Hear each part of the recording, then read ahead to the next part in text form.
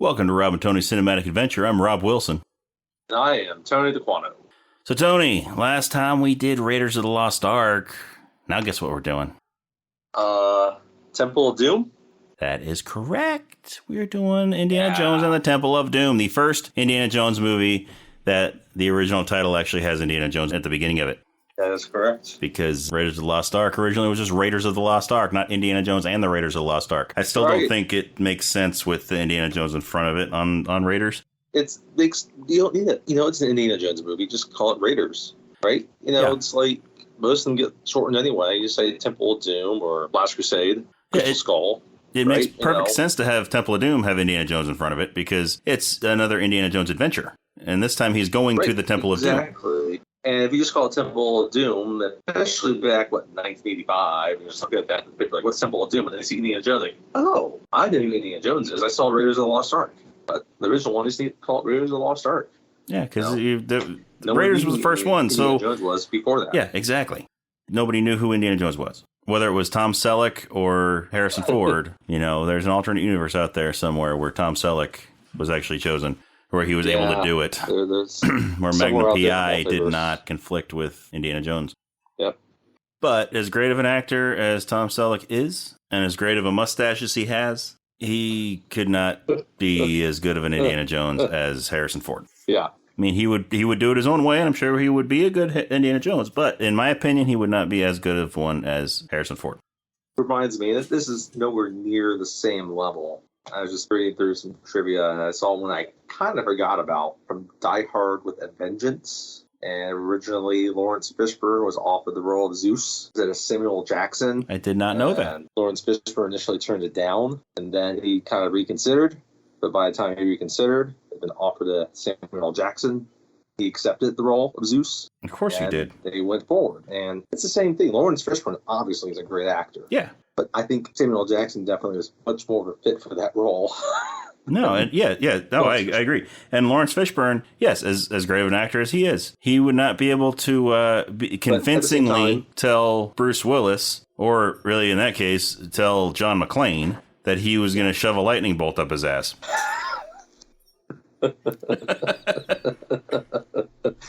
At the same time, it's flipped for, say, The Matrix. Samuel Jackson would not be right for Morpheus. Yeah. But Lawrence Fishburne was perfect. Yes, perfect he was. For Morpheus. Yes, he was. The right people get the role. And Lawrence Fishburne and Samuel L. Jackson both are part of the MCU. That's right. Samuel L. Jackson has a bigger part in it, but Lawrence Fishburne has only been in one movie so far of it, but he might show up again. But anyway, back to Temple of Doom. Yes. There's a lot that can be said about Temple of Doom. It's actually a prequel. It is actually a prequel. I don't think a lot of people actually realize that. It takes place a year before Raiders of the Lost Ark. There's no real references to, obviously, the events of Raiders. And maybe at the time, they kind of, I wasn't there for a lot of the marketing. Maybe there were some interviews that have been long lost, or it's alluded that was a prequel, but it's a prequel. Yes. And it's not a prequel in the way that some of the prequels get today, where they fill in those gaps that you want to know and answer all those questions. No, it's an excellent standalone movie. It just lets you a little bit more into the psyche of Indiana Jones. Lets you know how he was shortly before, it belongs in a museum. Back when he was still kind of a fortune and glory hound. Yeah, right. Exactly. You do kind of get that insight into it. Like, it's the thing that kind of flips that switch. And, we'll kind of get to some of those events if you haven't seen it. Yes. By the way, spoiler alert, we are going to be talking about the entire movie, beginning, middle, end, everything about it. So if you have not seen the movie and you don't want to be spoiled, pause the podcast, go listen to the movie, or go watch the movie, and then come back and listen to the podcast. If you don't mind spoilers, keep listening. That would be really weird just to shut your eyes for an entire movie, just listen to it. Yes. Anyhow, it's an interesting movie because Spielberg is now established. What we have, E.T. came between this and the Raiders, right? And he had heavy edits on Poltergeist, right? But, at this time, he's had a lot of established hits, right? Raiders, Dolls, probably the first sequel he directed, right? Because he didn't direct any of the sequels to Jaws. Yeah, that's right. I think it's one of those ones I'm glad that he did, though. Like, when he did, because with this and Close Encounters of the Third Kind, if you listen to him later, after he kind of became like a dad, how he kind of softened certain things. Mm-hmm. Because Close Encounters, a movie basically where he gets obsessed with everything and kind of over his family with spaceship. And Temple of Doom is a dark movie. Yes, it is. Which is kind of crazy considering the previous movie was dealing with Nazis. Yeah. But, mostly it was just Nazis dying a lot. But also, Temple of Doom has some really dark scenes. It may not be Nazis that he's dealing with in Temple of Doom, but it is the Thuggee. Yes, it's a Thuggee. And they enslave children. Yes.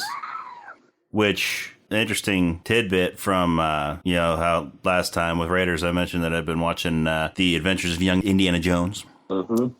So in the first episode of that, in the second half of the first episode, which in the original airing when it was the Young Indiana Jones Chronicles, I'm sure it was later in the... Yeah, in fact, I know it was later in the series, or in the season. But when he's in Egypt, when he's a kid, he actually gets kidnapped and sold into slavery.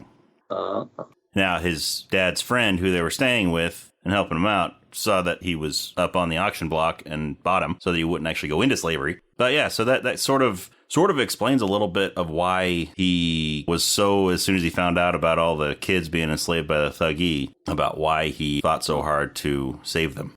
Okay, interesting. But it's it's a movie that still has an adventurous quality. Yes. But you see that darker side of, like, with the Nazis, you just see them as, the Nazis are the bad guy. You don't see the dark side of what they really are, right? Yeah. Yeah. You don't actually see what they're doing. You don't see the kids in the concentration camps getting gassed. No, right? You don't. You don't see all the evil that you do when you open up a history book. But with Temple of Doom, you do kind of see the dark side of it, right? And for a movie that the previous movie, if you're a parent, in 1985, like, oh yeah, that was a good movie. Good, it's kind of intense. We can watch it, and then you bring your 8-year-old to Temple of Doom, and there's child slavery and human sacrifice. Yeah, which leads to it was one of the movies that created the PG-13 rating. Yes. Because they wanted to tack an R rating on it, and so Spielberg, went to the Motion Picture Association of America to try to get a rating between PG and R. Yes. And so it was correct. Temple of Doom and Gremlins. And the other one were the ones that the first one to be released with a PG-13 was Red Dawn. But Gremlins is another example one that obviously needed that. Yeah. Because little fuzzy things that keep life and kill people. But talk about Spielberg, like I mentioned, Poltergeist. Poltergeist came out in 1982. That was a PG movie also, and yeah, that didn't start to think maybe there should be another rating. Yeah, maybe it was just the fact that this is a movie about a haunted house that maybe it's not good for 8-year-olds. Probably not. They might see trees trying to eat little boys. But those 8-year-olds are only allowed to see it if their parents are with them. PG's parental guidance suggested. Take the little BMX bike and ride over the local Cineplex, right? Yep. No, if they're 8, they're not. If they're 8, they're not riding a BMX. They're riding a Huffy. That's right. Yeah, they're riding a Huffy. Anyway. But I did not see Temple of Doom when I was 8 years old, so. I saw it when I was, I think, 7. Okay. Yeah, I was a teenager. Yeah, Temple of Doom was... I was dog sitting in high school. I was a golden retriever. I watched a lot Buffy. And, they had it's probably around, 1999, 2000? So I was probably 14, 15 years old, something like that. Wow. Was that late for you, huh? Yeah. And, they had a VHS collection, and they said, take anything, go back home and watch it while they were away. And that's what they did. And Temple of Doom.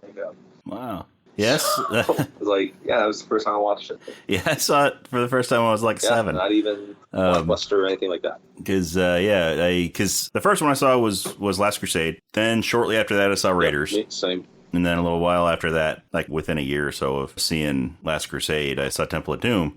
My dad was watching it, and so I sat down and watched it with him. And from that viewing, the only part that I remember is the heart getting ripped out of the guy's chest. Yeah, I So and the sick L too. then I remember that, and then also the bridge at the end from that viewing. Yeah, no, the bridge scene's great. The bridge scene's awesome. One of my absolute favorite scenes in all the Indiana Jones movies. Might be one of like, I mean, just kind of how it's shot, probably like 2 or 3, because those scenes are like their whole action set pieces. And that's just, I think, just kind of the visual on the bridge itself is just really good. And we'll get to that. So that's the movie. Yes, we will get to that. Yeah, that's probably the 2 scenes that really stand out. I mean, well, there's a third that was hilarious. But yeah, no, I just remember on the Last Crusade cassette, there was promo, I forget what they're advertising for, but this woman goes to the kitchen while she and her husband are about to watch Last Crusade. And on her way back from the kitchen, she has to go through these sets of booby traps. And one of them is like the bridge scene. I think I remember that. And yeah, I think my parents might still have Last Crusade at their place. I don't know. But it's one of these things, you know. I feel like now that everything's like digital, all that stuff's a little bit less cool. But anyway, I was introduced to Temple of Doom much later. Yeah, at that point, like I need to fill this one in because we don't have the VHS. I don't know why. I never probably could have gone to Suncoast Video and bought it at that point. I remember Suncoast. I was dog watching and cutting grass. I had money to do it, right? Yeah, Suncoast is where I bought Crystal Skull on DVD. For a while there, before all started going downhill, yeah, they were there. And anyway, so yeah, it was high school, much later. Wow. And I think it's funny because it's one that I think critics liked initially, but audiences are a bit split on because of how dark it was. And then over time, it kind of lost a little favor, but then it kind of came back up in favor because it is really good. Yeah. I'm just amazed that the first time that you saw it was after we met. Yeah. Like the first time that we watched it together was only like 3 years or so after you saw it for the first time. Oh, that's crazy. It's funny because like I don't think I knew a lot of the details of it. I remember seeing the copy and then looking on the back of the box and I saw the ratings. Like it had this extra warning because of the whole rating thing, right? Like some scenes may be really intense for young children. Yeah. Yep. Like, it's like, oh. Like a dude getting his heart ripped out of his chest. Yeah. Such a great scene. But anyway. But it's funny because, like, you know, I mean, the first half of the movie is very standard, kind of like Indiana Jones type adventure, right? You know, you had the prologue, kind of. There's kind of where he's trying to escape from some bad guys, right? Mm-hmm. So, you know, he finds the idol in Raiders, right? And he has to go through the booby traps, and then he has to run away from the natives. And this one's funny, you know, you see him, and you know, it's really a musical piece, right? It's a musical set piece that starts this with Kate Capshaw. Yes. So she's singing "Anything Goes" in Cantonese. Yes. And it actually starts out very James Bond.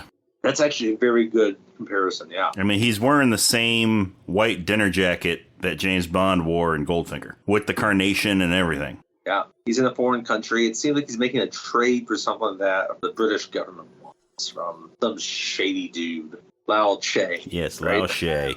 And yeah, you know, and it's fun. You know, it's the classic kind of 30s nightclub, but you know, Club Obi-Wan, by the way. Obi-Wan, yes. One of the many Star Wars references in the Indiana Jones movies. Showing Charles this. We'll watch it. We watched it. I had to pause it because it was his first time watching it. So, you know, by the way, yeah, I showed an 8-year-old Temple. Nice. You're such a good father. I had to pause on that. It's like, look at that. It's Club Obi-Wan. It's like, oh. Nice. You know, it would be one if you're first watching it. You could easily miss it. Yes. And you obviously don't know that yet to start. You know, no, you don't know it till they jump out the window. But they go through the musical piece, and then you see him come in, right? And he sits down at the table. See, I want to see the prequel to Temple of Doom when he goes after the remains of the Emperor. Yeah, right. And you know, to get it for Lao Che. Yes. When he's palling around with Wuhan. Yeah, I his really buddy there. Want to know about him. Yes. Rohachi, right? Rohachi. How does he end up in Shanghai? And that's the thing. It's a good point. Like, you're introduced to these other characters that he knows, like see soon in the short round also. And you get glimpses and little pieces of the story. Anyway, so but then they sit down and they're doing their deal, and then the singer, the famous Willie Scott. It's the famous Willie Scott from Missouri. How did she end up in Shanghai? Well, she seems to know Lao She. How does she know Lao She? Maybe Lao She saw her singing at a club in America and brought her out to Shanghai. She bought a bus ticket to St. Louis. Yeah. For some reason she wanted to see the Gateway Arch. Yeah. Went to a nightclub there, and hey. Yeah. Who wouldn't want to see the Gateway Arch? By the way, the Gateway Arch was not built by that point. But anyway. Well, so maybe he could see the future. So the scene's hilarious, though. Yeah, it is. All of a sudden. It is. I mean, because he's sitting there negotiating with Lao She. Lao She offers him a drink. He takes the drink, and then they all start laughing. And then we get the... Take it at first. No, he doesn't. Willie sees the diamond. Yes, that's right. Because Lao She's paying for the remains of the emperor with the diamonds. With the diamond. Indy, and he bobbles the drink and splashes out a little bit, right? That's not all the way, but like half of it splashes out. You don't know it's poisoned yet yourself, but it's a good little clue that maybe it is poisoned because he seems like not on the up and up. But yeah, so he takes the drink. Lao She takes the diamond back, and they all start laughing. And you get the origins of the now stereotype of what's in the vial? The antidote. To what? The poison you just drank. Poison works quick, Dr. Jones. So not that quick, to be honest. Yeah. Yeah. Because we have a whole set piece coming. Yes. So 2 set pieces, really. Once Indy realizes he's been poisoned, he tries to get that antidote, and he tries to get his diamond back. He threatens Willie. And of course, Lao Che doesn't care. We'll just get some other American singer, maybe from Tennessee this time. Yeah, and his buddy Wu Han, who has been on many adventures with him that we have never heard of him before, and we never hear of him since. He's a waiter. Well, he's at least disguised as a waiter. Yes. Good service here. But yeah, so then weird-looking henchman dude shoots Wu Han at the same time that somebody pops a cork on a champagne bottle. Cocktail glass and shatters, and poor Wu Han looks at it, blood coming down, kind of in this heart area, and poor Wu Han. Poor Wu Han. One of many adventures with Indy. Yes. But he went first. I wonder, there's a bunch of Indiana Jones books that have been written. I wonder if he's in any of them. Hey. I haven't read any of them, but if anybody who's listening has read them, let us know if Wu Han's in any of them. He should have his own Disney Plus series. Maybe he will. There have been rumors about a possible Indiana Jones spin-off show. A little 4 or 5 episode series of him and Indy. Maybe somewhere and going after some old Norse artifact and Yeah, going after Mjolnir. Anyway, so he dies in Indy's arms, and then they're like, "You're gonna join your friend." and then we get Flaming Kebab Guy.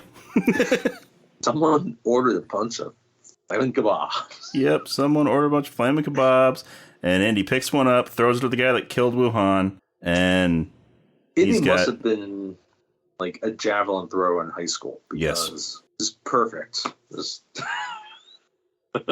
Yeah. Straight to the sternum, and and now we have a whole scene in Club Obi-Wan where it all breaks loose. The diamond and the antidote both get knocked onto the floor, and everybody's running around and kicking them all over the place. A bucket of ice falls. Bucket of ice, a champagne thing.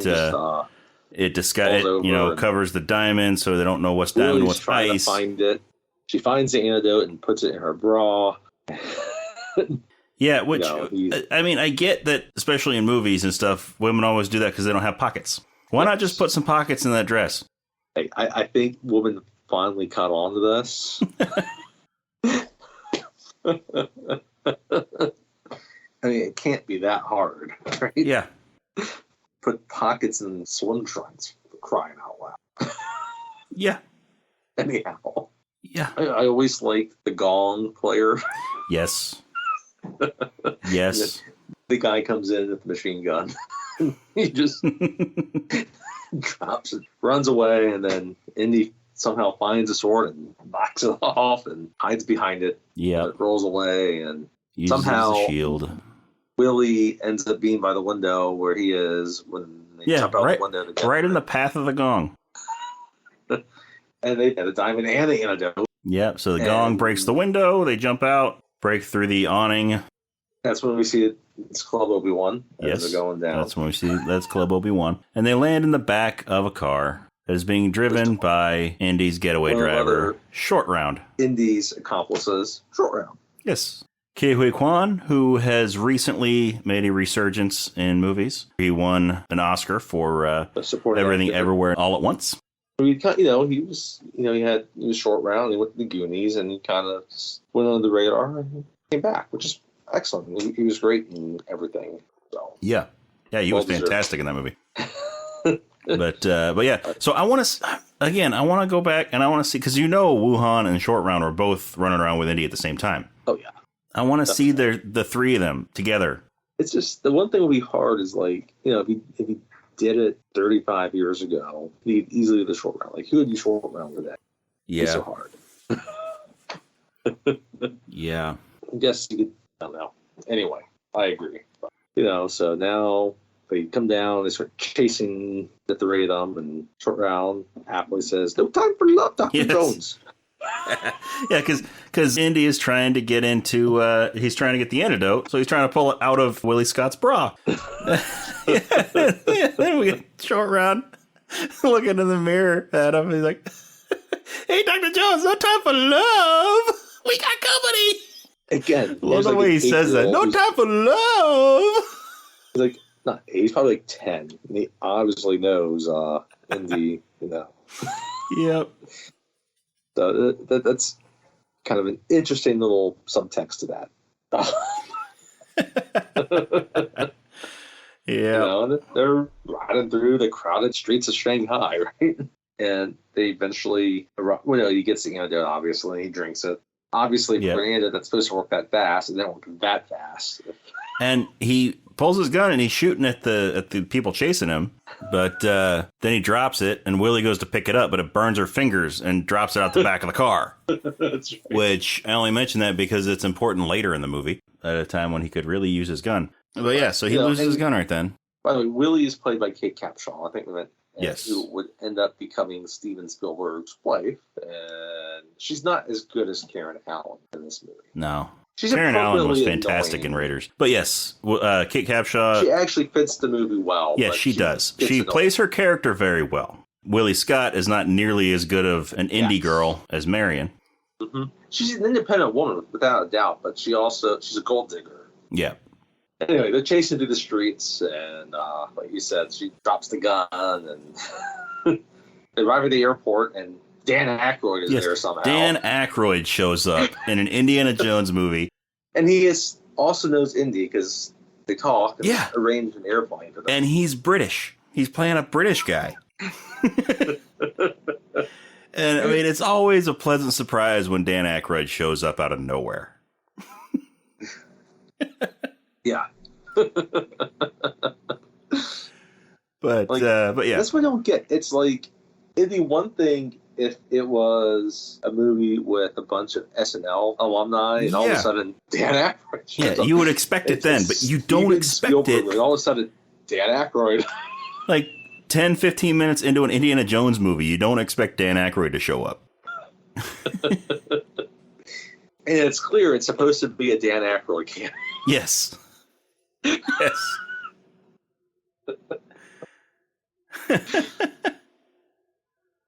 So they get on the plane, just as Lao She's pulling up, and Indy turns back and, all cocky, yells out, "Nice try, Lao She!" Then shuts the door and it says Lao She on the door. Lao She's there and salutes the driver. He got onto his plane. Was Lao She anticipating that he was going to not be killed by the antidote? I don't know. Escape to the airport? I don't know. That's a good question.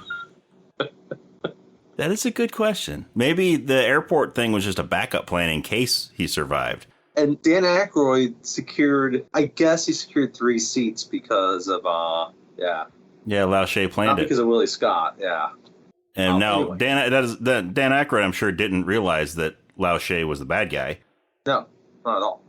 They're, they're unaware and they fall asleep and there's chickens in the back of the airplane.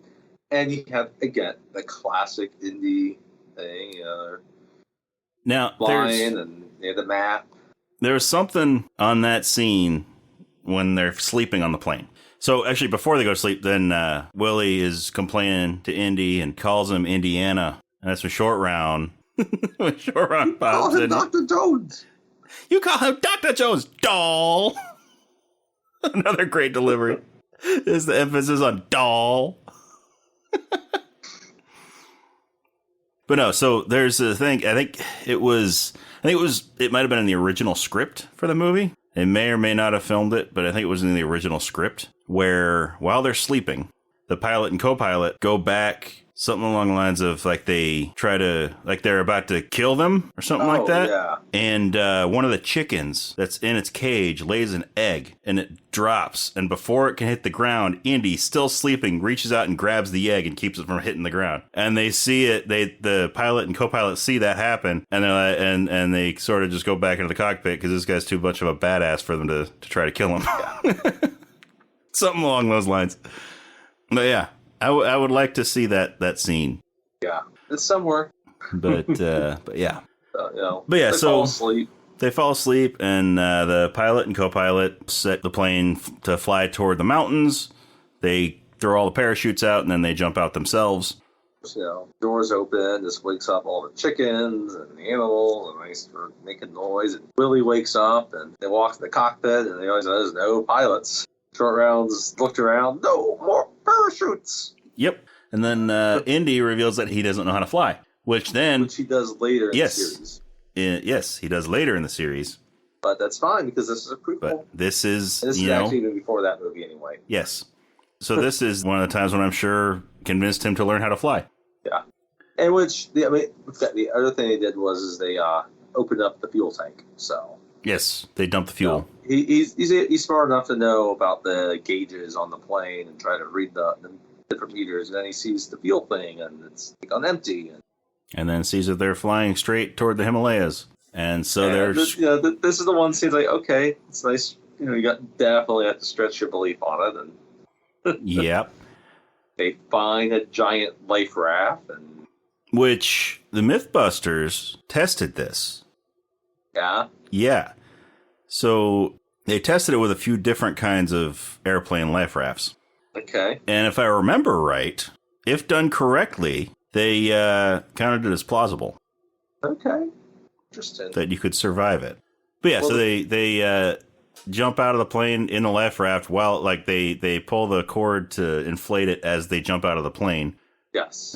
And the plane crashes into the mountains. Even though it's empty of fuel, it explodes. Yeah. I mean, there were a bunch of chickens in there. So, I mean, apparently chicken poop is highly flammable. Those poor chickens. I hope they flew out. At least one of them flew out. Yeah, I hope so. But I don't know how they're going to survive. I mean, if not, then if Indy and Willie and Short Round hadn't slid down the mountain, then they could have some fried chicken. Already cooked.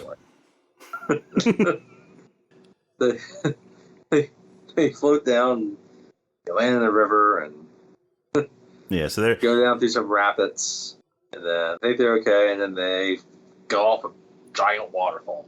And then they're still all in the life raft by that point at the end, and water's calm, and they wonder where they are. And Indy's like, India. Yep, Indy's like India, because there's an Indian guy standing on the shore, staring at him. He's not saying anything. It was actually... He just starts pointing to where they're supposed to go. Yes. But it's actually... Which I get, at that point, yeah. I mean, he just crashed in an airplane. Yeah. As a human. And it's this guy that... probably just follow him. 2 white people and a Chinese kid float up in a raft. They're all soaked. It's like, what's the guy supposed to do?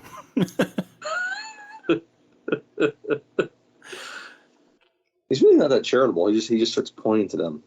Mm-hmm. I get, okay, yeah, maybe this is the way. Like, follow me. He probably doesn't. Well, apparently he does. But There's a remote Indian village. But all the India scenes in this movie were actually filmed in Sri Lanka because India didn't like all of the dark references and everything. They didn't want to be associated with Thuggee, and they didn't want the Maharaja to be viewed as being sympathetic to the Thuggee. Yeah, which makes sense. Which they didn't like in the movie itself. Then it turned out to be true, but yeah. Yeah. So all the India scenes are filmed in Sri Lanka. Obviously, you see all the parents in there seem distraught. We get the story about how they had the children were taken away. Along with the stone. Stone that was taken. And there was a stone that had 3 stripes on it. Famine in their village. And so he describes the stone to Indy, and Indy wonders if it might be one of the missing Sankara stones. That there were 5 stones that had magical properties that when brought together, they were like full of magic and they would glow. The diamonds inside would glow, and yeah. So that's what he's worried about.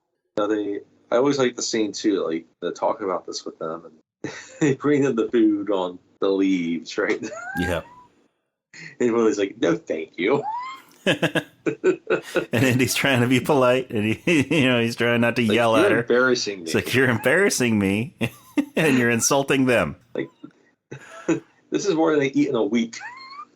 And as we learned, they had, was it like a premonition, or there was some tale about like a prophecy of them that come from the sky. Yeah, something like that. And so, like, I guess the dude that found them at the shore of the river seems to be like one of the village elders, right? I guess he saw them kind of fall and everything, and so that's why he was emphatic about bringing them and telling this entire story. And he speaks perfect English. And that's kind of when the talking about it that evening, where that time, and he's just thinking, "Oh, this is fortune and glory." So he agrees to go after the stone because it's fortune and glory. But like, he doesn't really think. I found this village that just had one of the stones that's been missing, and it's legendary. So they can go and find this thing. Not that he doesn't care about the missing kids, but the finding the missing kids seems to be sort of a secondary objective to him at this point. Yes. And then, like, one of the kids stumbles into the village. And has a little cloth with some pictures on it, some pictographs. Yeah. The Shiva. And we'll give Indy kind of an idea what they're dealing with the gay. And so helps know what it's supposed to point. So they leave the next morning for the fortune and glory. I like that scene where Willie's trying to mount an elephant. Yep. And it just throws her off it. Yeah, so we get some fun scenes on their journey to Pankot Palace. Yeah. They're camping for the night, and Indy and Short Round are playing poker, and Short Round cheats. He's got a card up his sleeve. And they get into an argument. Meanwhile, Willie's getting introduced to nature. Yep. Vampire bats, giant lizards. Meanwhile, the elephant keeps on putting his trunk around her neck and her shoulders, and she's telling it to stop, and then it's a snake. And she thinks it's the trunk, so she grabs it and throws it right at Indy. And of course, Indy doesn't like snakes. No, Indy hates them. This is a prequel. We don't know why he doesn't like snakes yet, but it's consistent with what we learned in Breakers, right? Yes. So, but yeah, she just thinks it's the elephant's trunk. She just grabs it, tosses it away. I don't know how she thought she was going to toss the elephant, but anyway. Yeah. So they eventually get to Pankot Palace, where they are greeted by Chadderlal, played by Roshan Seth. I would say the 3 are lost. I don't know where any of them fit in. Yep. So they're invited in to join a bunch of other people in a feast. Yep. In a banquet. They get cleaned up. Willie is happy because she can wear a very nice gown. Mm-hmm. Indy looks like he fits in as a professor. Yes, Indy looks like a college professor, which he is. And Short Round looks like a kid. And still has his hat on, right? They get introduced to some guy from Britain. Because remember at this time, like, India is still subject to the crown. Yes, Captain Blumbert, played by Philip Stone, who, of course, also played Grady in The Shining. That's right. Such a different role. Yeah. Yeah, so they have a conversation over dinner where increasingly strange food keeps getting brought out. Right, and at this point, Willie's heard about the Maharaja. Mm-hmm. He knows this is like a royal dude, right? Yes. That has a lot of money, and she's thinking it's a man, and she's thinking, oh, he's single. Now can I hook up with him and marry him and be wealthy? Yeah. Because she's not thinking about the glory; she's just thinking about the fortune. Yep. And we haven't met the Maharaja yet. They're kind of talking, and all of a sudden, Maharaja comes out. And it's a boy about Short Round's age. Yep. And then, you just see the...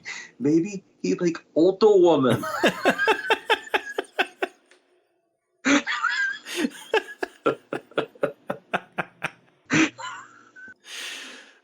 Short Round's awesome. Short Round is easily the best Indy sidekick. Like, as much as I love the whole Indiana Jones, Henry Jones Sr. dynamic in Last Crusade, I think Short Round has got to be the best of the Indy sidekicks. Absolutely. And we'll see more of it. Yeah. But, then they start bringing out giant spiders, beetles, snake surprise. Meanwhile, Indy is talking about this village, about their stone being taken and their children being stolen, the Nugget cult. Sense the tension's growing at that end of the table. Yeah. No one at that end of the table is eating, by the way. No, they aren't. Short Round and Willie are disgusted by what's on the table. Yes. Everyone else is eating. You're not eating. Everyone else loves it. Especially that one big dude loves the snake surprise. Snake surprise. He's real excited about snake surprise. Do you have anything simple like soup? So they cut open the snake, and the surprise is there's more snakes inside. Actually, living snakes inside. Yes, living snakes. So they bring Willie some soup. And she, And Short Round's getting excited about it too. He's got his spoon ready. Yes. And so she starts swishing around with her spoon, and eyeballs pop up, float to the surface. And again, Then for dessert, they bring out chilled monkey brains. Chilled monkey brains. Well, even before that, that's like when the tensions really start going, because Chachar Law does not like Indy talking about all this and is saying that he's insulted. Yeah, saying he's insulted and talking about one of Indy's past adventures where it's like, didn't they cut off your your hand? No. Didn't they threaten to cut off your hand for that? Misunderstanding. Yes. It's like exactly what we had. He's here. like, that was my he looks down toward his crotch. He's like, misunderstanding. And then the Maharaja is like, talks about I didn't believe the stories. I learned they were true, and I'm embarrassed they happened here. I can assure they would never happen again. And he's like, I am sorry if I offended you. Yes. And he was very, very quick to try to get back into the good graces of the Maharaja. Comes out, and it's chilled monkey brains. Yeah. You could see maybe why Thea didn't want filming there. Yeah. Anyway. Yeah. Willie finally passes out, and the scene ends, and then we cut to kind of where their rooms are going to be in the palace. Yeah, so Indy and Short Round are in one room, and Willie's in another across the hall. They're across the hall from each other, and, you see Indy and Short Round walking down, and go in the room, and Indy's like, I'll be back. Go to Willie's room, and Short Round's like wants him back kind of quickly. Yeah, I mean, because no time for love.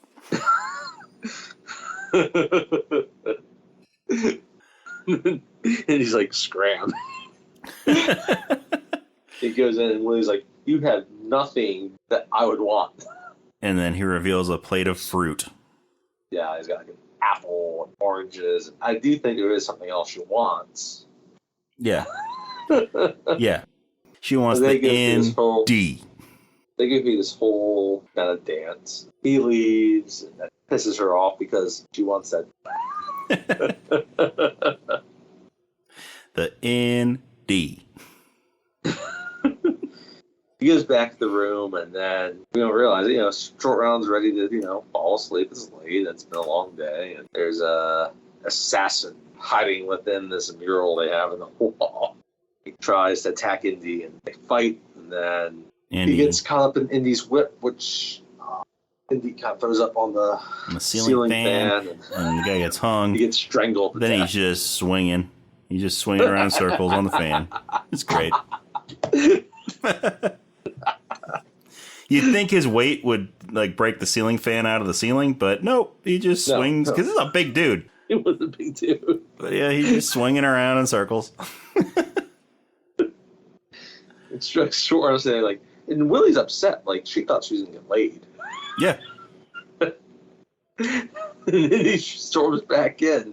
She's screaming at him, and he's looking because he realizes there must be some hidden passage in here or something. Yeah, but he's not even paying attention to her, and she's starting to wonder if he even sees her. Sees kind of the corner of the bed, and there's this woman carved, and she's topless. His hands on the boobs and stuff. Yep, he does a little honka. and she's like, all right, here. Yep. And then the statue pushes back into the wall. And it's a secret passage. Because he knew that the dude that he just killed in the other room came from somewhere. Yep. And so, yeah. Then he gets Short Round, and Willie waits in there, and they're going through, and Short's feels like fortune cookies. Those aren't fortune cookies, there's always kid. got to be something crawling. This time, and Raiders, there's a bunch of snakes, and here it's a crap load of bugs. Yep. And they get through, and try to figure how do they discover that little passageway. So it's open. It's open, yeah. So they go up to it, and it's open. They go into it, but they don't know how they get out of it. The one end's open, the other end is closed. Yeah, and so so Indy tells Short Round to, not to touch anything, to just go and lean up against the wall and stay there. Yeah. So he leans up against the wall right on a pressure switch, right on a button that goes in, and the opening rolls shut. Yep. Thankfully, they're close enough to Willie's room that they can shout, and she hears them. Yes. But yeah, so the door's shut, and the ceiling starts coming down, and spikes come out of it. Yeah, and they see these skeletons, yes. And people that have been trapped in there. And a couple of the spikes have skulls stuck on them, and yeah. So they shout out to do all this stuff. She's cursing about it, and she's going through, and the hole, and she's like, there's a lever in there, and it's full of bugs. Yep. She doesn't want to do it. And I love this. She's like, we are going to die. Yes. I always love that. I always love that. Oh, yeah. And then, there were also dead people. There were corpses, like skeletons, out in that hall. People too. Yeah. Yes. And so she yells in there. She's like, "There's dead people out here." And he's like, "There's gonna be 2 dead people in here." And she finally pulls the release lever. Yep. And the ceiling goes back up. Spikes go back into the ceiling. Doors open up on both sides. She runs into it, and she's getting all the bugs off of her, and she backs. Well, first Short Round gets back the opposite, through the other entrance. Mm-hmm. And Indy's just kind of looking at her like, and her butt just backs into the thing again. So backing up a little bit, the reason why Indy told Short Round to not touch anything was because he stepped on a button on the floor, and that's what closed the doors. That's right. So then when he leaned up against the one on the wall, that's when the ceiling started coming down. So, it was 2 different triggers. But yeah, so while she's trying to get all the bugs out of her hair and off her nightgown and everything, she bumps into the button. The doors start shutting and the ceiling starts coming down again. So they're running to try to get out the other side. Willie gets out. Indy goes out last, but his hat falls off. Yep. So he's got to reach under the door as it's about to close and grab his hat and pull it back through. Because what's Indy without his hat? That's right. Indy's got to have his hat. Then it leads them to kind of this viewing area that's well above kind of this human, I guess, sacrifice area, right? you're not sure how everyone else kind of gets down to the main part of it, right? But they hear the drums and you hear people talking, and you can tell there's flames and fire going on, and stumbling upon the Thuggee ritual, which Indy, he's able to recognize pretty quickly what that is, right? Yeah. And so they bring out 3 Sankara stones. Yes. And they stick them into the eyes and nose of a giant skull statue. Yeah. And they're glowing together because that's what they do, as we heard earlier, right? Yep. And then we meet Mola Ram. Yes. It's almost an hour in the movie. Finally meet the main villain, Mola Ram, who is a priest that performs the sacrifices, right? Apparently, he was actually named after an Indian painter. Oh, really? Yes. Huh. Anyway, but they add in kind of your classic human sacrifice elements into this, right? With a twist. He's got this giant headdress, kind of looks like the skull of a cow, and other aspects, which would be interesting because in the Hindu religion, cows are sacred, right? Yes. So it's kind of an interesting twist on that. But and then so rather than your typical human sacrifice like what went on with the Aztecs and stuff like that, instead of cutting out the sacrifice victim's heart, the person being sacrificed, instead of cutting out his heart, Mola Ram says a chant, Kalima Shakti De. As Indy told them, they're worshiping Kali. Yes, they're worshiping Kali. No one has seen this for 100 years. Yes, I guess it was Kali on the cloth, not Shiva. But yeah, anyway. Earlier. Mola Ram was saying, Kalima Shakti De. And then Kalima. And then just reaches into the guy's chest, pulls his heart out. And the dude's looking down at himself and realizes that his heart is no longer in his body, and he's still alive. Yeah. Feeling everything. Yeah. You would probably actually survive that for a little bit. Yeah, for a little bit. Because you're still going to have some blood going to your brain. But once the blood stops flowing up there, yeah. But that doesn't happen, But again, you're going with some type of demonic worship here, right? It's going to suspend certain laws of physics and biology. So they lock the guy in this little cage, and the floor opens up, and there's lava. It's this giant lava pit. So they must be, in a volcano or something. Or they just were able to dig a hole down to the magma. Yeah. They're in caverns, I guess, But yeah, so they lower the guy down there. As he gets closer, he bursts into flames, and Mola Ram is holding his heart up, and the heart bursts into flames. While it's still beating. And that is the first thing I remember about this movie the first time I saw it. That is my earliest memory of this movie. Mola Ram holding up the guy's heart and it bursting into flames while it's still beating. And the dude's alive until he gets lowered into the lava. Yeah, until he burns up, and then they bring the cage back up, and the guy's gone. There's nothing left of him. There's nothing left of the guy. The bars are red hot because they were just dipped in lava. So how long does it take that little cage to cool off? I don't know, but obviously pretty quick. It doesn't take long. But what I think is even quicker, which I don't understand how it could be this fast, is all of those people that were part of that ritual, the cave was full of people, and they're all gone. As soon as they drop the guy in the lava and bring the cage back up, everybody scatters. Where did they come from? I don't think they all lived right there in the palace. Yeah, I don't know. Where did they come from? It's a cavern, so I'm sure there's a bunch of tunnels and stuff that they go down. But yeah. And who are these people that want to... Anyhow. Man. Where do they come from? Where do they go? It's like they're listening to Cotton Eye Joe or something. But... So, they leave, and Indy decides he's going to go down and take one of the stones and bring it back to the village. So he uses his whip to swing across the pit, but... Last time we saw the whip, it was still around the guy's neck, making him swing around in circles on the ceiling fan. So when did he go back to get the whip? Maybe Short Round brought it to him. I don't know. Yeah, I don't know. Maybe.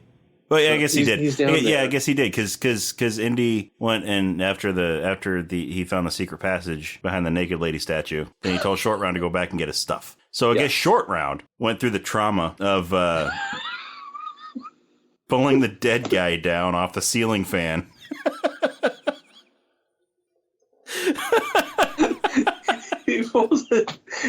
You sent an 8-year-old. You sent an 8-year-old to dispose of a dead body. Who later watches human sacrifice.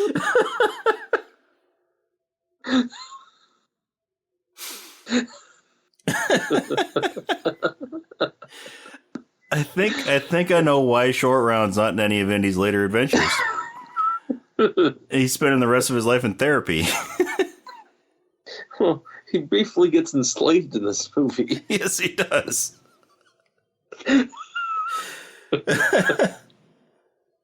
Because when Indy, he goes to get a stone and he brings them all together. He sees them glowing, and then he hears the kids screaming. And he looks up to where they are and doesn't go to where they are, and he kind of walks away. And this cut back to Willie and Short Round. They're like, "What's he doing?" And the space comes up like, "Ah!" Yeah. And they kidnapped him. Yeah, so Indy was able to get the 3 Sankara stones in his satchel. Yes. Because it's a satchel, not a man purse. Then, yeah, they all get captured. First we see is Short Round. He's like in this hanging cage with some other kids. Talk about how you kind of become the zombie if you drink this juice. The blood of Kali. The blood of Kali, yes. Like, you don't wake up from that. It's nightmare. You drink blood, you don't wake up from nightmare. And then you got, the Molaram speaking with Indy. It's like, you don't believe Dr. Jones. You will believe. And then they force feed Indy the blood of Kali. And Short Round tries to tell him not to, and it happens. Somehow, probably, maybe it's the next day. I don't know. Feels like it's just supposed to be a few hours later. They bring everybody back. Yeah, they bring everybody back. How do they? This was the 30s. They didn't have cell phones. They barely had phones. And this was India in the 30s. How did they get word to everybody to come back? Like you would think they would have regularly scheduled sacrifices. Yes, you would think. It's like, oh, it's Thursday. I gotta go watch Cali. It's Thursday at 7 o'clock.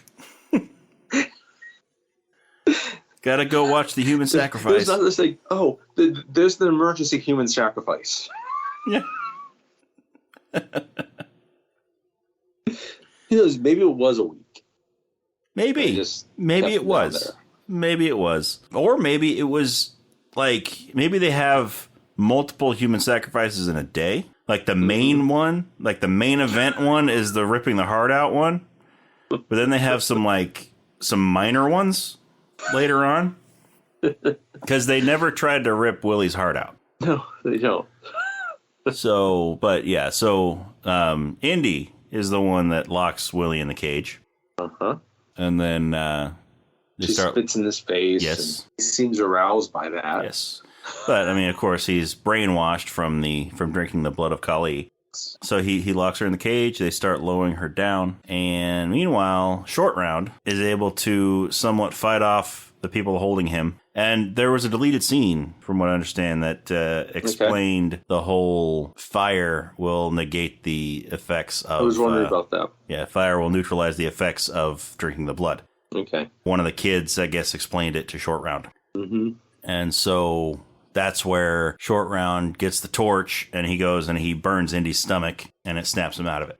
Yeah. And he pretends like he's still brainwashed, and there's a little wink to Short Round, and tends to like to hit him, and he's mine! Because the guards are about to kill Short Round, and winks to him, and tends to punch him, and they fight off the guards, and they start kicking people over the ledge and the lava. And meanwhile, Willie's still being lowered into the lava, or lowered down toward the lava, and Cheddar Lal sneaks up behind Indy and tries to stab him. But they're voodoo dolls. Yes, so so the Maharaj is there, and he has a voodoo doll of Indy. When did he make this voodoo doll? When did he have time to make it? She's like, when did they make all these voodoo dolls? So I mean, how would they know, that Indy would find his way into the cave and all that? It makes you kind of wonder, maybe it is They the plan next on day. killing him. Yeah. They sent the dude in there just to kill him. Yes. So when did they make the voodoo doll? Was it just a quick, oh, Indy's in the cave now, let's put this together real quick, because we have a little bit of piece of leather to make the coat and a hat, and we have cloth to make the hat and all of that with it? Or is it something that, they just knew about Indy beforehand and made a doll just because? Just in case. Just in case, but yeah. But then that also, maybe it was a few days later or a week later or something where they would have had time to make it. But I mean, I have a hard time believing that it would be like a week later, though, because it all seemed pretty one thing after another. Indy's fighting Charlewall, knocks him onto the winch that's lowering the chain and knocks him down there. Easily has to break all his ribs. Yeah. That thing just crushes him. But the dude was such a wimp. Yeah, he was. Then Indy, pulls Willie back up and gets her out of the cage. And all the people start screaming and cheering about everything. Like, who knows what they're thinking? Yeah. They go in the mines and the caves, and they start trying to release all the child slaves. But the Maharaja still has his little voodoo doll of them, and Indy. And then Pat Roach makes an appearance. The same guy from Raiders, who was the big Nazi that Indy was fighting next to the plane. And this time, he's like some big slave overseer. Yes, this time he's a big slave overseer, slave whipper. He's making sure that all the kids are doing what they're supposed to do. Yeah, and so he and Indy start fighting. And what's great is he picks Indy up, and short round, he comes up, starts like hitting him and kicking him, and he's like, drop him down, I'll kill you, I'll kill you.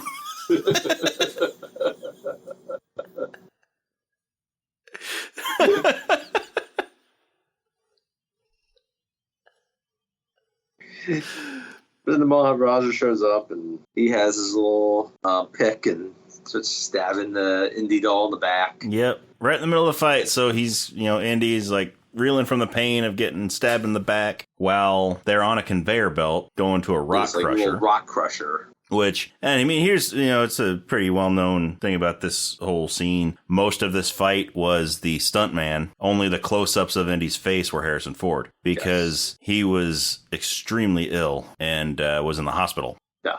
And actually sent him back to America, to an American hospital. Oh, it wasn't Sri Lanka. No, they didn't want to take him to a Sri Lankan hospital. So they filmed most of this scene with his stunt double and then filmed Indy's close-ups later. But yeah, so... You have Indy fighting the slave driver, Pat Roach. Then you get Short Round fighting the Maharaja. Yes. Short Round sees the Maharaja has a voodoo doll of Indy, so he goes up to fight the Maharaja. And then, you get that great shot of once Short Round knocks the voodoo doll out of the Maharaja's hand, then you get that great shot of Indy and Short Round both doing the same moves. Yeah. They're both, throwing the same punches. Yeah, it's great. But great. But eventually, so the slave driver, his scarf, it's caught in the rock crusher and it starts pulling him in. And this is where you really see Indy doesn't want to kill people. No, he doesn't. He doesn't want people to die. Maybe when they're Nazis, he wants them to. But so he tries to help the guy. He sees that he's getting pulled in, so he tries to help him. But the guy gets pulled in and gets crushed by the rock crusher. Well, it's just like in Raiders, he realizes he's not going to be able to get the guy out of the way of the propeller. Yep. He kind of gives him a warning by ducking. And he turns around and gets basically decapitated. But yeah, no, he tries to pull him away and he just gets caught in the rock crusher. And then you see the smear of blood. Yep. Because, it's what's going to happen. You don't see the mangled body through all of it. But nope. The Maharaja gets snapped out of the trance from this. He also drank the blood. Yep. And Short Round, burned him. And he tells them how to escape. Yes. Tells them to go in minecart and to take the left tunnel. Right. And that'll take them out. So they start trying to escape. And of course now Molaram and all them are trying to chase after them. And the giant dam that's in these caves, right? They decided to release all the the water that's being backed up. And they send people after them. And it's kind of like a cool roller coaster type chase, right? Yeah. But they don't take the left tunnel. They take Yes, they take the right tunnel. So, yeah, and that is an unfinished section of the track. That's why it's supposed to be the left tunnel. But anyway. So you have this great minecart chase. You know, there's some thuggy guys. There's like two different carts behind them chasing after them, and one ends up hitting a piece of wood that they throw on the tracks, and they hit it, and they go flying off the track. Mm-hmm. Who knows how far they fall? Yeah. But the other one keeps chasing them. Yeah, and then eventually one of them jumps into their little car, and they knock him out of it. Try to get Short Round, and Short Round's being pulled between the two cars, and then finally, right before Short Round gets run into a big rock, then Indy's able to get him out of the grip of the thuggy and pulls him into his own cart and saves his life. Then they see that the track is ending. Yep. And the brake ends up breaking. And so Indy jumps on the front of the cart and uses his foot to stop it. And so he barely stops it before hitting the end of the track. So he's out. He's gets off of there. His shoe's on fire. His shoe's smoking. And he's running around yelling for water. And meanwhile, when they were in the cart chase, the thuggy released the dam that was holding back. Then he sees the water from wall the caves. Of water coming towards them. And so the wall of water's coming toward him. They run out, escape through an opening that's there in the side of the mountain. And the one opening in the side of the mountain. Yes. Not about to be the only opening because the water is about to make a lot of openings. Yes. So they're standing on the side of the mountain and the side of a cliff, and there's water flying out after them, and I don't shooting know out how of the water, they're out of the holding mountain. on to anything here. And so they end up being able to climb out and get to a bridge that goes across a chasm. Well, the Willie and Short Round get to it first, right? Yes. And then and Willie is hesitant to step on it, but Short Round runs out onto the bridge and starts telling how strong it is and starts jumping up and down and then breaks through it. Because Indy's kind of behind them because he then meets a couple of the guys outside of it. They got the swords, right? And he reaches for his gun, which he no longer has because Willie disposed of it. So it was going to be the same sort of scene as in Raiders with the swordsman and Indy shooting him. Two this time. But this time, it was two swordsmen, and he reached for his gun, and it wasn't there because Willie burned her fingers on it and dropped it out of the back of the car at the beginning of the movie. So he runs to the bridge with them, and then this guy's chasing after them, and then they're walking across the bridge, and then they get across, and who's there but Molaram? Yep, and a bunch more thuggy. So they go back on the bridge and go about halfway down it, and they got thuggy coming on either side, and Indy realizes that the only way to escape to go down, to cut the bridge in half and go down with the bridge. He gives a code to Short Round.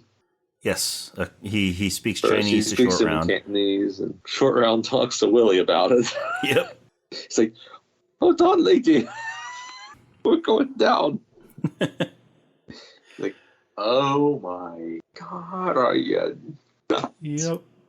And then what follows is one of my favorite lines in all the Indiana Jones movies. It's like, Balaram, prepare to meet Kali. In hell.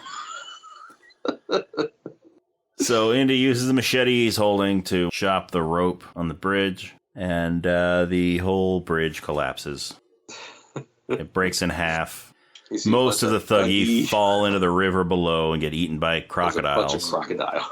Meanwhile, Indy, Short Round, and Willie are all able to hang on. Yes. And so does Molaram. All on the same side of the bridge. Yes, all on the same side of the bridge. So they climb up the bridge like a ladder and try to get to the top. Meanwhile, Molaram is trying to get up there. And he shoves one of his guys down. Yeah, to try to knock Indy off. So Willie and Short Round make it to the top. And then so it's just Indy and Molaram fighting on the side of a cliff, hanging onto the bridge. And Molaram starts doing his chant to tear out Indy's heart. And so Indy starts doing a chant to activate the Sankara stones. Remember, he's got a satchel. Telling him that that Molaram has betrayed Shiva. And so the Sankara stones that are in the satchel start glowing and start burning hot. And they burn a hole in the satchel. And Molaram sees this. And they start catches one of them with his hand. He's holding on to the the bridge together. It's kind of hot, and then And it burns his hand. Knocks it out of his hand. And he knocks it out of his hand. Molaram, his grip slips off the bridge, and he falls and gets eaten by crocodiles. His head skids down the cliff. Yes, his head skids on the side of the cliff, and then he lands in the middle of crocodiles. And crocodiles are doing like barrel rolls and stuff on his dead body, like spinning around. Kind of where I wish it could have been an actual PG-13 movie, because I've kind of liked seeing some of his flesh ripped apart. Yeah, I don't know. Yeah. I don't know, kind of seeing the crocodiles dancing in his robes is kind of cool, though. Just spinning around, wrapping themselves up in Molaram's clothes. Indy catches the stone. The last of the three, because the other two fell down into the river. The other two fall into the river. So now they're not burning hot because they're not together. And you see Indy, and you see Short Round and Willie kind of looking over the cliff, and then Indy climbs up and he's got the stone. They're laughing, and then you also see the British. Yes, because we had the rest of the Thuggee that stayed on the other side of the cliff shooting arrows and stuff at them. Yeah. And so then the British, led by Captain Blumbert, Grady from The Shining, and they shoot back at the Thuggee. From one side, and the other side, they flank him from the other side, and then, they get the rest of the Thuggee. And Indy and Short Round and Willie kind of left about all this. And they bring the rest of the kids home to the village. Yes. Well, they show up at the village. It looks like it's just the three of them. Yes. And then all the adults in the village come out and see them walking up. And then all the kids run in. And they'll run to their parents. And then the elder is like, he knew they were coming. He's like, life returned to the village, right? Because like when you first see it, like it's kind of seems like a dead village. Yeah. But now there's stuff growing. There's plants. There's stuff like that growing. Like, now you know the power. Like, I understand its power now. And he gives him the stone. He gives the elder the stone. And so much for his fortune and glory. Which Willie talks about. And he's like, it just would have been collecting dust. But, and then Willie gets squirted by an elephant. Short Round's that one. And he sort of nags Willie and pulls her in for a kiss. Yeah. They'll cheer. And they do deed there in the village? I don't know. I mean, maybe after it fades to black when the credits roll. I don't know. Short Round did not say it was not time for love. No, he did not. Might be time for love. But yeah, so that's the credits roll and another amazing Indiana Jones adventure. Yeah. It's totally different. It's no Nazis. It's another adventure, and they did a great job with it. I enjoy watching it. It's a fantastic movie. It's a movie that rolls quickly. There's almost no dead time. It's like probably just under 2 hours, and it just rolls along. It goes from one scene to the other very easily. Yeah. Not that any of the original trilogy have any real dull moments in them. No, they don't. They really don't. But yeah, so it's a fantastic movie. It's a lot of people's favorite of the three. Yeah. It's probably of the trilogy, it's probably my least favorite of the three, but not by much. I mean, like we said before, the worst Indiana Jones movie is still better than the best movie of many other series. They're all very close. So they're very close. But yeah, so it's better than Crystal Skull or even Dial of Destiny, which I enjoyed Dial of Destiny, but we'll get into that when we get to that episode. But yeah, so saying that it's the worst of the trilogy is not saying at all that it's a bad movie.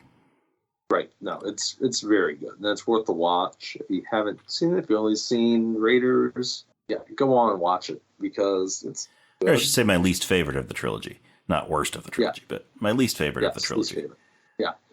I think that's a good way of saying it. It's just like, even before, like, say, Die Hard 4, like, oh yeah, Die Hard 2 is my least favorite. It's not like it's bad. Yeah, exactly. Not like it's a bad movie. It's just, But yeah, so, and by the way, for anybody who's wondering, so Short Round, we never find out his real name in the movie. We just know of him as Short Round. But in the novelization of Indiana Jones and the Temple of Doom, his name is revealed. Okay. And his name is Juan Lee. Interesting. So that's Indiana Jones and the Temple of Doom. Yeah. The second Indiana Jones movie, but chronologically the first one, because it is a prequel. Fantastic movie. I love Indiana Jones movies. There's so many iconic parts of it. I love anything Indiana Jones. I love it. And even the opening scene, like, it's not as good as Raiders, but still great. The scene in the village, and then the dinner, the the fight with the dude hanging from the ceiling fan, and then almost getting crushed to death, and then the Thuggy patrol, and then the mine car race. Yeah, I mean, there's so many iconic and the moments. Bridge. I mean, it's nonstop.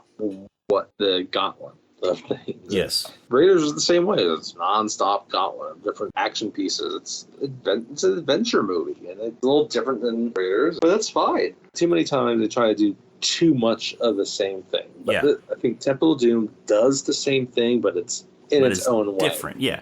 It does the same story beats, but they do it in a different way than they did in Raiders. It doesn't feel like too much of just doing the same thing. You know, sometimes some movies almost stray away too much from that because they try not to do the same formula. Yeah. And then it just doesn't work at all. They kind of forget what makes that movie. In Last Crusade, they tried to make it's kind of funny, which is a PG-13 movie. They tried to kind of make it less intense, so to speak. They tried to make it more of a family romp. Yeah. But even though it still ends up, might be a little bit closer to Raiders in a lot of its beats because, again, it's Nazis. Yeah. It's also its own thing. We'll get to that next time with Last Crusade. Yeah, I mean, it's Nazis and also what happens when you drink from the wrong grail, but we'll get to that. Yeah. You have similar deaths of villains away. So. Yeah. So, so... Unless you're the duty badge, but anyway.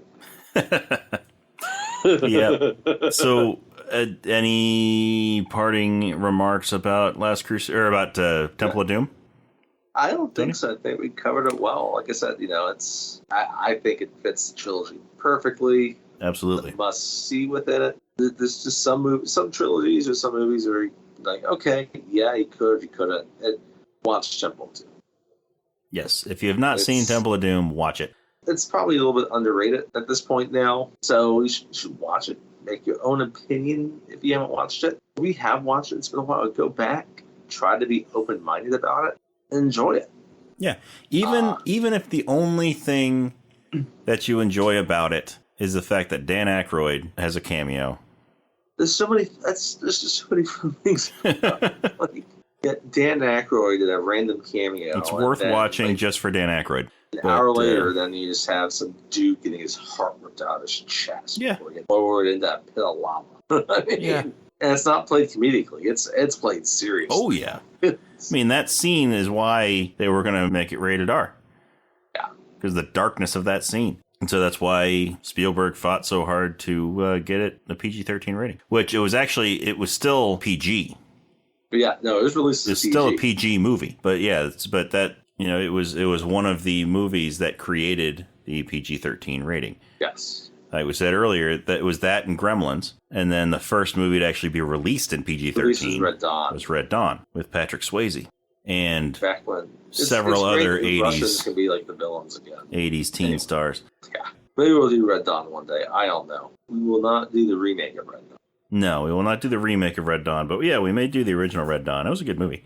But yeah, so I believe we are done with this particular discussion of Indiana Jones and the Temple of Doom.